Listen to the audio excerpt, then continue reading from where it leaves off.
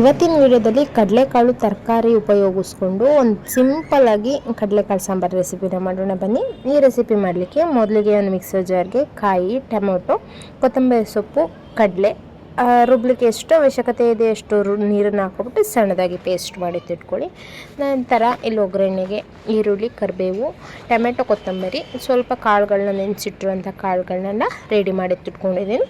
ನಂತರ ಒಂದು ಕುಕ್ಕರ್ಗೆ ಎಣ್ಣೆ ಹಾಕಿ ಕಾದಾದ ನಂತರ ಸಾಸಿವೆನ ಹಾಕ್ಕೊಬಿಟ್ಟು ಚೆನ್ನಾಗಿ ಚಟಪಟ ಅಂತ ಸಿಡಿದ ನಂತರ ಅದಕ್ಕೆ ಈರುಳ್ಳಿ ಮತ್ತು ಕರಿಬೇವಿನ ಸೊಪ್ಪನ್ನು ಹಾಕ್ಕೊಬಿಟ್ಟು ಅದು ಸಹ ಬಾಡಿದ ನಂತರ ಕಡಲೆಕಾಳು, ತರಕಾರಿ, ಉಪ್ಪು, ಅರಿಶಿಣನ ಹಾಕ್ಕೊಬಿಟ್ಟು ಚೆನ್ನಾಗಿ ಅದನ್ನು ಬಾಡಿಸ್ಕೊಳ್ಳಿ.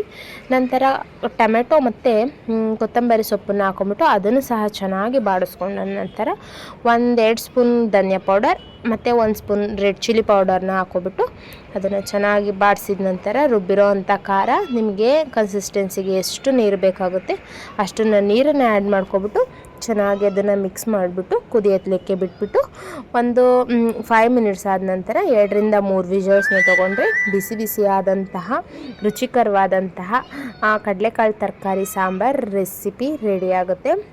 ಒಂದು ಸತಿ ಸಾಂಬಾರು ರೆಸಿಪಿನ ಮಾಡಿ ನೋಡಿ, ಮನೆಯೆಲ್ಲ ಘಮ ಘಮ ಅಂತ ಇರುತ್ತೆ. ಒಂದು ಸತಿ ಟ್ರೈ ಮಾಡಿ. ಹೆಚ್ಚೆಚ್ಚು ವೀಡಿಯೋಗಳಿಗಾಗಿ ಸಬ್ಸ್ಕ್ರೈಬ್